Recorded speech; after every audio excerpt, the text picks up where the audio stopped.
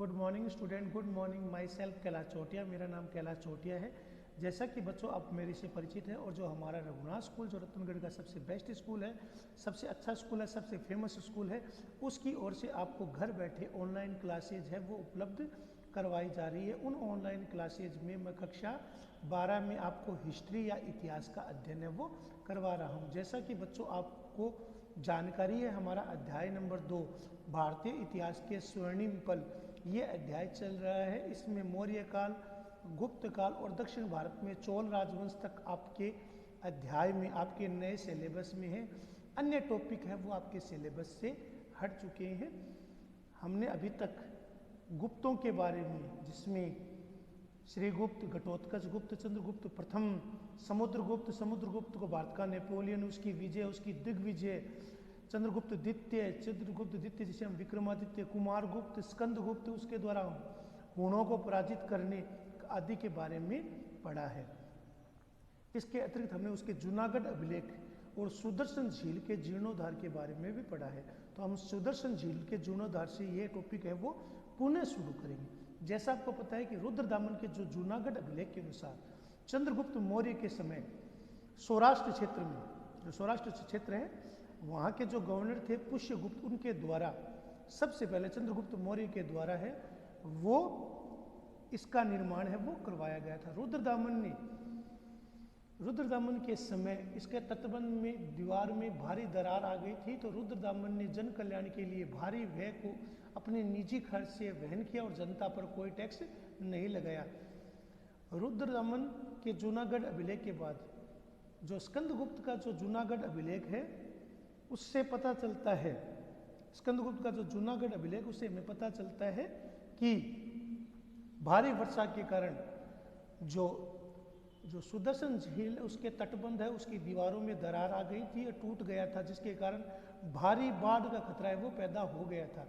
ऐसी स्थिति में स्कंदगुप्त ने अपने सौराष्ट्र प्रांत के जो गवर्नर थे पर्णदत्त, उसके पुत्र चक्रपालित के द्वारा, जो गिरनार क्षेत्र में स्कंदगुप्त का जो गवर्नर था सौराष्ट्र का पर्णदत्त, उसके पुत्र चक्रपालित के द्वारा इस सुदर्शन झील के बांध की तटबंध के दीवार का पुनर्निर्माण, जीर्णोद्धार करवाया गया था।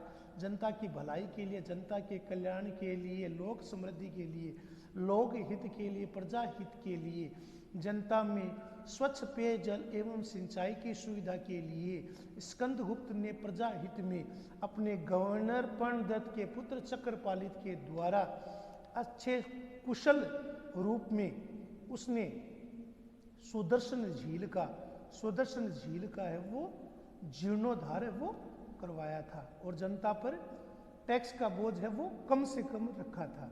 स्कंदगुप्त के बाद उसके जो उत्तराधिकारी थे वो कमजोर थे, अयोग्य थे। इन्हीं उत्तराधिकारियों में जो गुप्त साम्राज्य के जो उत्तराधिकारी है बेटा, जो गुप्त साम्राज्य के उत्तराधिकारी थे, जिनमें पुरुगुप्त,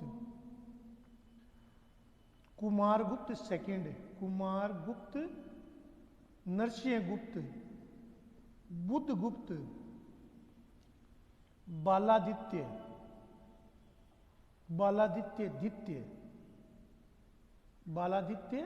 द्वितीय, ये गुप्त साम्राज्य में स्कंदगुप्त के बाद में गद्दी पर बैठे थे। ये अकुशल थे, योग्य नहीं थे। पुरुगुप्त, कुमारगुप्त, बुद्धगुप्त, बालादित्य द्वितीय, ये उसके उत्तराधिकारी थे, स्कंदगुप्त के गुप्त साम्राज्य के उत्तराधिकारी थे। लेकिन दुर्भाग्यवश ये इतने योग्य, इतने समृद्ध, इतने कुशल नहीं थे कि गुप्त साम्राज्य के पतन को रोक सके। तो जैसे मैंने आपको कहा कि गुप्त साम्राज्य है वो धीरे धीरे पतनोन्मुखी होने लगा, धीरे धीरे उनका राज्य है वो सीमित होने लगा, धीरे धीरे साम्राज्य है वो उनका सीमित होने लगा। क्षेत्रीय राजा है वो संभवतः क्षेत्रीय राजा है वो स्वतंत्र हो गए थे। बंगाल के गोड़ों ने अंतिम रूप से गुप्त साम्राज्य को समाप्त कर दिया था। धीरे धीरे उनका राज्य है वो सीमित हो गया। विष्णुगुप्त के आते आते गुप्त साम्राज्य है वो एकदम सीमित हो गया और संभवतः बंगाल के जो गौड़ शासक थे, बंगाल के जो गौड़ राजा थे, उन्होंने अंतिम रूप से गुप्त साम्राज्य को हमेशा के लिए समाप्त कर दिया। तो गुप्तों के पतन का मूल कारण क्या था? गुप्तों के पतन का मूल कारण केंद्रीय शक्ति का दुर्बल होना था। केंद्रीय शक्ति है वो, जो केंद्रीय शक्ति थी वो जब ताकतवर रही तो गुप्त साम्राज्य एकजुट रहा। तो केंद्रीय शक्ति का दुर्बल होना, केंद्रीय शक्ति का दुर्बल होना, केंद्रीय शक्ति का दुर्बल होना गुप्त साम्राज्य के पतन का सबसे प्रमुख कारण था। तो गुप्त साम्राज्य के पतन का प्रमुख कारण क्या था? केंद्रीय शक्ति। एक केंद्रीय शक्ति का अभाव था। एक केंद्रीय शक्ति अब गुप्त नहीं रह गए थे जो पूरे साम्राज्य को एकता के सूत्र में, पूरे भारत को एकता की इकाई के सूत्र में बांध सके। तो केंद्रीय शक्ति जैसे जैसे कमजोर हुई, स्कंदगुप्त के बाद जो उसके जो उत्तराधिकारी थे, चाहे पूर्वगुप्त हो, कुमारगुप्त हो, बुद्धगुप्त हो, बालादित्य द्वितीय हो, विष्णुगुप्त हो, ये उत्तराधिकारी थे, वो कमजोर थे, निर्बल थे। तो केंद्रीय शक्ति का जो दुर्बल होना, उसके कारण साम्राज्य है वो प्रांतों में स्वतंत्र होने लगा। अलग अलग क्षेत्रों में अलग अलग साम्राज्यों ने अपनी स्वतंत्रता की घोषणा कर दी। चाहे बंगाल में गौड़ हो, चाहे अन्य क्षेत्रों में शासक हो, उन्होंने अपनी स्वतंत्रता की घोषणा है वो कर दी। तो केंद्रीय शक्ति के दुर्बल होना गुप्त साम्राज्य के पतन के लिए सबसे प्रमुख जिम्मेदारी थी। इसके अलावा डॉक्टर हेमचंद्र रायचौधरी ने गुप्त सम्राटों का बौद्ध धर्म की ओर झुकाव को भी उसका पतन का प्रमुख कारण माना है। तो डॉक्टर हेमचंद्र राय चौधरी के अनुसार, तो डॉक्टर हेमचंद्र राय चौधरी के अनुसार, जो पूर्ववर्ती जो बाद में आने वाले शासक थे, गुप्त सम्राट थे, के अनुसार गुप्त सम्राटों द्वारा बौद्ध धर्म के अंगीकार करने से, बौद्ध धर्म स्वीकार करने से, बौद्ध धर्म के स्वीकार करने से उनका पतन है वो सुनिश्चित हो गया। बौद्ध धर्म स्वीकार करने से साम्राज्य है वो सैनिक दृष्टि से, साम्राज्य सैनिक दृष्टि से कमजोर, सैनिक दृष्टि से कमजोर हो गया। तो सैनिक दृष्टि से वो साम्राज्य है वो कमजोर हो गया। तो पूर्वगुप्त, कुमारगुप्त, बुद्धगुप्त, बालादित्य, आपको पता है पूर्ववर्ती जो गुप्त सम्राट थे उन्होंने बौद्ध धर्म अंगीकार कर लिया था और बौद्ध धर्म में अहिंसा सिद्धांत को महत्व दिया जाता है। तो केंद्रीय शक्ति का दुर्बल होना दूसरा कारण। हेमचंद्र रायचौधरी के अनुसार गुप्त सम्राटों द्वारा बौद्ध धर्म स्वीकार करने से उनकी जो सैनिक धाक थी, उनकी सैनिक प्रतिष्ठा थी, वो सैनिक दृष्टि से कमजोर हो गए। गुप्त साम्राज्य वो सैनिक दृष्टि से दुर्बल हो गए। इसलिए प्रांतीय शासकों, स्वतंत्र शासकों ने अपनी अपनी स्वतंत्रता की घोषणा है वो कर दी थी। इसके लिए वो अपनी सशक्त विदेश नीति है वो पालन नहीं कर पाए। इसके कारण विदेशी शत्रुओं, शक्तिशाली सामंतों और उनके अधीन शासकों ने इसका लाभ वो उठाया। तो विदेशी शत्रुओं, शक्तिशाली सामंतों और उनके अधीन शासकों ने उनकी दुर्बलता का लाभ उठाया। उनके बौद्ध धर्म की ओर झुकाव के कारण उन्होंने सैन्य नीति के प्रति अपनी दुर्बलता है वो प्रदर्शित की, जिसके कारण विदेशी शक्तियों, यहाँ तक कि उनके सामंतों, जमींदारों ने, उसके अलावा जो शक्तिशाली विदेशी शत्रु थे, उन्होंने बार बार गुप्त साम्राज्य पर आक्रमण करके उसको चुनौती दी। गुप्त कला, साहित्य, विज्ञान का विकास। आपको पता है गुप्त काल को भारतीय इतिहास का स्वर्ण युग कहते हैं, the golden era of Indian history. तो जितने गुप्त काल में साहित्य, कला, परंपरा, संस्कृत साहित्य, विज्ञान, प्रौद्योगिकी, गणित, कृषि, उद्योग, पशुपालन, सिक्के, मुद्रा, व्यापार, विदेशी व्यापार की जितनी अभूतपूर्व उन्नति, जितना अभूतपूर्व समन्वय गुप्त काल में हुआ, वैसा न कभी पहले हुआ न कभी बाद में हुआ। इसलिए गुप्त काल को भारतीय इतिहास का स्वर्ण युग कहते हैं। गुप्त काल को भारतीय इतिहास का, गुप्त काल को भारतीय इतिहास का स्वर्ण युग, golden era of Indian history, भारतीय इतिहास का स्वर्ण युग कहा जाता है। तो गुप्त काल को भारतीय इतिहास का स्वर्ण युग कहा जाता है।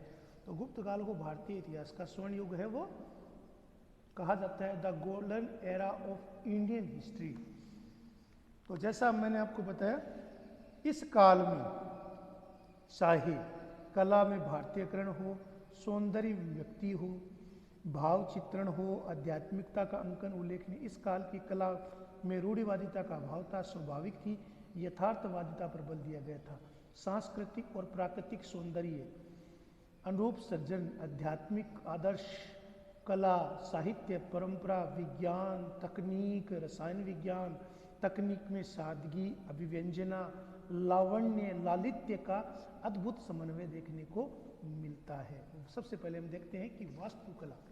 तो गुप्त काल में वास्तुकला का अद्भुत विकास हुआ। मंदिर निर्माण, भवन निर्माण की एक नई शैली विकसित हुई। तो वास्तुकला किसे कहते हैं? वास्तुकला मंदिर, भवन निर्माण, राजप्रसाद निर्माण। तो वास्तुकला के क्षेत्र में गुप्त काल में अभूतपूर्व उन्नति हमें देखने को मिलती है। तो वास्तुकला, इस काल में जो मंदिर थे तो वो वास्तुकला के अद्भुत नमूने थे। गुप्त काल जो मंदिर थे वो नागर शैली के उदाहरण है।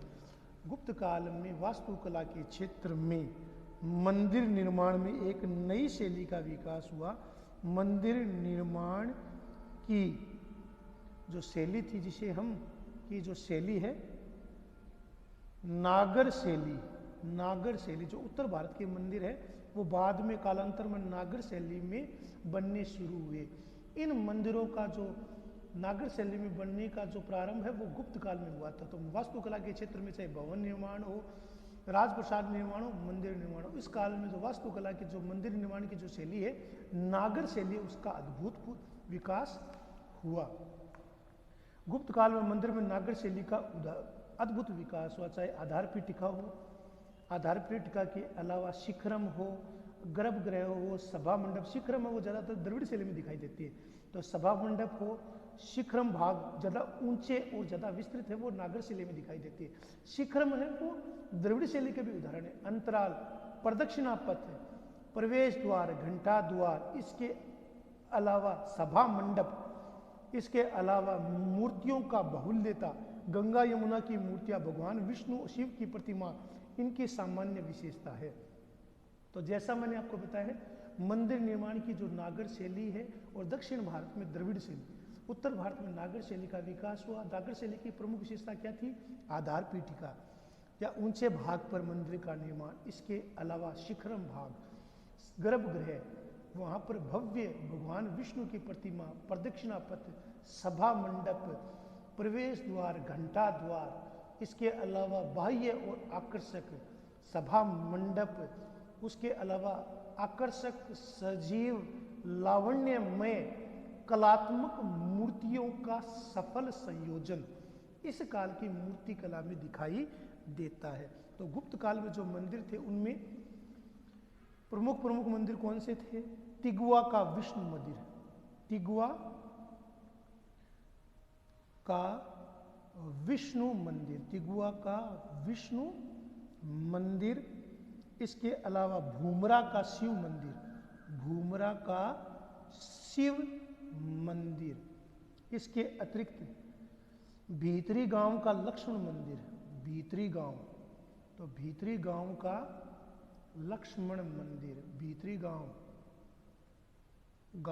का लक्ष्मण मंदिर, और देवगढ़ का दशावतार मंदिर, देवगढ़ का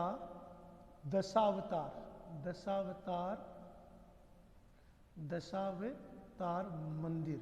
तो गुप्त काल की वास्तुकला, मंदिर निर्माण की कला, भवन निर्माण की कला में हमें नागर शैली का अद्भुत समन्वय दिखाई देता है। तिगुआ का विष्णु मंदिर, भूमरा का शिव मंदिर, भीतरी गांव का लक्ष्मण मंदिर, देवगढ़ का दशावतार मंदिर है वो हमें वास्तुकला के इसमें दर्शन है वो दिखाई देते हैं। तो वास्तुकला के क्षेत्र में, मंदिर निर्माण के क्षेत्र में नागर शैली का अद्भुत विकास है वो गुप्त काल के दौरान हुआ। आधार पीठिका या जिसके अंतर्गत कहते हैं चबूतरे पर विशाल आंगन पर भव्य मंदिर का निर्माण, गर्भगृह, उसमें भगवान विष्णु की भव्य प्रतिमा, शिखरम, प्रदक्षिणा पथ, घंटा द्वार, सभा मंडप, प्रवेश द्वार, इसके अलावा नंदी की प्रतिमा, ये जो भव्य रूप है वो हमें गुप्त काल में मंदिर कला में दिखाई देते हैं। तो मंदिर निर्माण की जो नागर शैली है, उस नागर शैली का जो वास्तविक अभ्युदय है वो गुप्त काल में हुआ था। तो मंदिर निर्माण की जो नागर शैली है, जिनमें तिगुआ का विष्णु मंदिर, भूमरा का शिव मंदिर, भीतरी गांव का लक्ष्मण मंदिर, देवगढ़ का दशावतार मंदिर है, वो वास्तुकला के नमूने हैं। मंदिर निर्माण में आधार पीठिका, विशाल आंगन पर भव्य मंदिर, गर्भगृह, सभा मंडप, प्रवेश द्वार, भगवान विष्णु की प्रतिमा, क्योंकि आपको पता थे जो प्रारंभिक गुप्त शासक थे वो वैष्णव थे, वो वैष्णव धर्म को मानने वाले थे। कालांतर में बौद्ध जो गुप्त राजा, उन्होंने बौद्ध धर्म को अंगीकार कर लिया था। तो गर्भगृह, सभा मंडप, इसके अलावा अंतराल, प्रदक्षिणा पथ, प्रवेश द्वार, घंटा द्वार, सभा मंडप, विशाल आकर्षक भव्य कलात्मक सजीव लावण्य में विशाल सजीव आकर्षक मूर्तियां गुप्त काल की मूर्ति कला को अद्भुत रूप से प्रकट करती है। तो तिगुआ का विष्णु मंदिर, भूमरा का शिव मंदिर, नाचना का कठार का पार्वती मंदिर, भीतरी गांव का लक्ष्मण मंदिर, देवगढ़ का दशावतार मंदिर, इनके बारे में बेटा मैंने लिख भी दिए है, तो देख लेना इनको, जो मैं लिख रहा हूं उनको मोस्ट मान लेना आप, ठीक है ना। इसमें क्रमशः मंदिर की योजना आकृति को सतत विकास के चरण दिखाई देते। इसके अतिरिक्त गुप्त काल में हमें, क्योंकि गुप्त काल के शासक थे वो सहिष्णु थे, सभी धर्मों के प्रति उदार थे, सभी धर्मों के प्रति उनके मन में सम्मान था।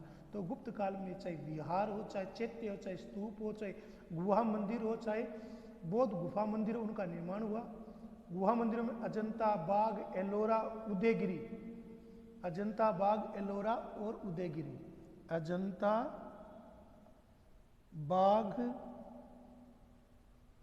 एलोरा और उदयगिरी, उदयगिरी के जो गुहा मंदिर हैं वो प्रसिद्ध थे। इनमें इसके अतिरिक्त स्तूप, चैत्य, विहार, इनका भी निर्माण है वो गुप्त काल में हुआ था। इनमें अजंता की गुफाएं, बाघ की गुफाएं, एलोरा की गुफाएं, उदयगिरी की पहाड़ी पर गुफाएं हैं, वो हमें मंदिर, गुफा मंदिर है वो उल्लेखनीय है। इसके अलावा महाबोधि विहार जो बोध गया में है, उसका भी निर्माण है वो गुप्त काल में हुआ था। तो गुप्त काल में अजंता, एलोरा, बाघ, उदयगिरी में गुहा मंदिरों का निर्माण है वो हमें दिखाई देता है। इसके अतिरिक्त जो गुप्त काल के शासक थे वो भगवान विष्णु के उपासक थे। उनमें भगवान विष्णु की उपासना में तो तिगुआ का विष्णु मंदिर, भूमरा का शिव मंदिर, भीतरी गांव का लक्ष्मण मंदिर और देवगढ़ का दशावतार मंदिर, इसके अतिरिक्त अजंता, बाघ, एलोरा, उदयगिरी की जो पहाड़ियाँ हैं उनमें भी भव्य आकर्षक मंदिरों का निर्माण है वो किया गया था। भव्य आकर्षक मंदिर है वो उनको बनाया गया था। तो अजंता, बाघ, एलोरा, उदयगिरी की गुफाएं हैं वो भी प्रसिद्ध हैं, क्योंकि इस काल में, गुप्त काल में, उनमें भव्य आकर्षक सजीव कलात्मक चित्रों का सजीव चित्रण है वो किया गया था। इसके अतिरिक्त हम देखते हैं नंबर 2 पॉइंट है वो मूर्ति कला।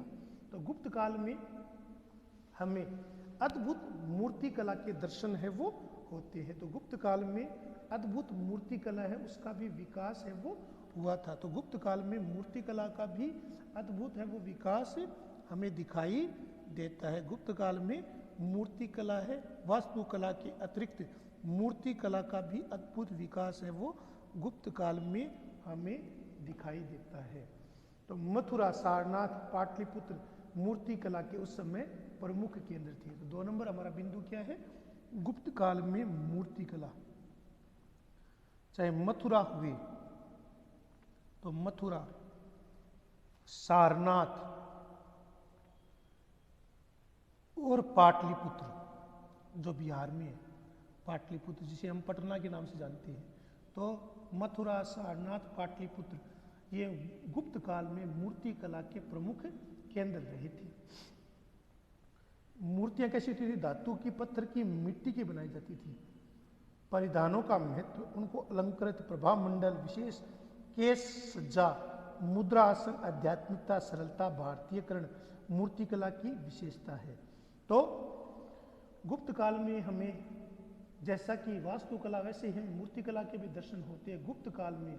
चाहे मथुरा, सारनाथ, बोध गया, सारनाथ, पाटलिपुत्र है वो मूर्तिकला के प्रमुख केंद्र थे। धातु की, मिट्टी की, पत्थर की विशेष मूर्तियां बनाई जाती थी।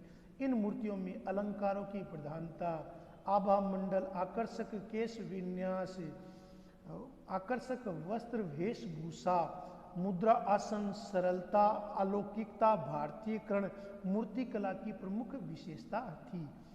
प्रतिमा निर्माण, प्रतिमा के निर्माण में शास्त्रीय नियमों के अनुसार होता था। प्रतिमा का निर्माण है वो शास्त्रीय नियमों की।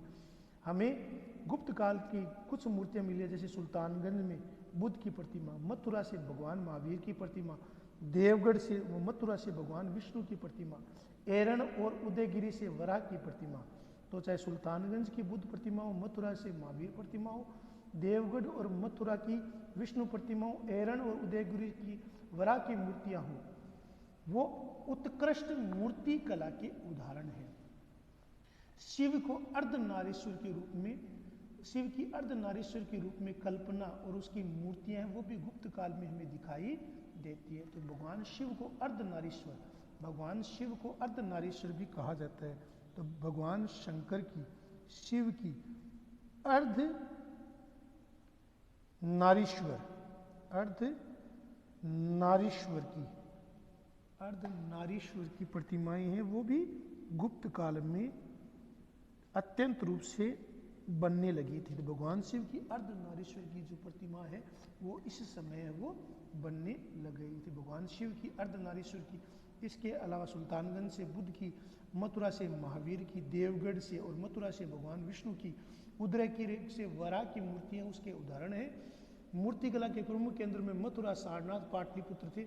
भगवान शिव की अर्धनारीश्वर की रूप में रचना है वो इसी रूप में, इसी काल में शुरू हुई थी। तो मथुरा, सारनाथ, पाटलिपुत्र भगवान शिव की अर्धनारीश्वर के रूप में कल्पना, उनकी प्रतिमा, उनकी मूर्तियां वो इसी काल में बननी शुरू हुई थी।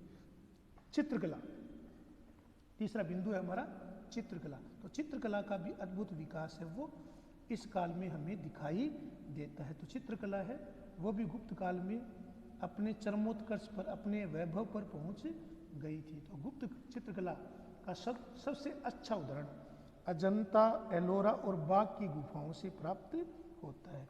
तो अजंता, अजंता से एलोरा और बाघ की गुफा, जो बाघ की गुफा है उनसे हमें, अजंता, एलोरा और बाघ की गुफाओं से हमें, बाघ की गुफाओं से हमें गुप्त काल चित्रकला के अद्भुत दर्शन होते हैं। तो अजंता के चित्रों में प्राकृतिक सौंदर्य, बुद्ध और बोधिसत्व की और जातक ग्रंथों का वर्णनात्मक दृश्यों का अंकन हुआ है। तो गुप्त चित्रकला का सबसे अच्छा उदाहरण है वो हमें अजंता, एलोरा और बाघ की गुफाओं से दिखाई देता है। अजंता के चित्रों में भगवान महात्मा बुद्ध, बोधिसत्वों, जातक ग्रंथों, भगवान बुद्ध के जन्म, महापरिनिर्वाण के चित्रों को, अपने पुत्र और अपनी पत्नी को छोड़ते हुए गृह त्याग की घटना, प्राकृतिक सौंदर्य, बुद्ध और बोधिसत्व एवं जातक ग्रंथों का वर्णनात्मक दृश्यों का अंकन है वो गुप्त काल में हुआ था। सुंदर कल्पना, रंगों का ललित्य, विष्णु या विषय वस्तु की विविधता, अभिव्यक्ति की संपन्नता, कौशल के कारण अजंता के चित्र है वो अद्वितीय। इसमें गुफा नंबर संख्या 16 में मरणासन राजकुमारी का चित्र है। अवलोकन, यशोधरा और राहुल आदि का चित्र प्रसिद्ध है। गुफा नंबर 17 को चित्रशाला भी कहा गया है। तो गुफा नंबर 17 को चित्रशाला भी कहा गया है। गुफा नंबर 16 में उत्कीर्ण मरणासन राजकुमारी का चित्र, मरणासन राजकुमारी का चित्र, इसके अलावा यशोधरा और राहुल आदि का चित्र महात्मा बुद्ध द्वारा अपनी पत्नी और अपने पुत्र को छोड़कर गृह त्याग की घटना को भी प्रदर्शित किया गया। गुफा नंबर 17 है वो भी चित्रशाला कहा गया है। तो मैंने आपको कहा अजंता के जो चित्र है प्राकृतिक सौंदर्य है, बुद्ध और बोधिसत्व की मूर्तियों, उनके आकर्षक अवलोकन, उनके सुंदरता, रंगों का आकर्षक प्रयोग, विषय वस्तु, बुद्ध और बोधिसत्व, जातक ग्रंथों का इसमें शामिल किया गया है। तो गुफा नंबर 16 और गुफा नंबर 17 जिसमें मरणासन राजकुमारी, यशोधरा और राहुल आदि के चित्र हैं वो प्रसिद्ध है। गुफा नंबर 17 को तो चित्रशाला ही कहा गया है। तो इसमें गुफा में माता शिशु का चित्र सबसे श्रेष्ठ है। इसमें माता और जो शिशु का चित्र है वो सबसे श्रेष्ठ रचना है। तो चित्रकला के बारे में बेटा मैं कल आपको फिर बताऊंगा। तो ये आपके टॉपिक है, इनको देखना बेटा, आपको याद करना है, इनको स्मरण करना है। इसको जैसे मैंने आपको पॉइंटों में लिखाया है, इनको आपको सेम लिखना है। इनको चित्रकला तक अजंता एलोरा बाग के चित्रों के बारे में जैसा मैंने आपको बताया है, इनको आपको लिखना है, आपको याद करना है। ये आपका होमवर्क है बेटा, इसको लिखकर जरूर याद करना है, ये आपका होमवर्क है। धन्यवाद।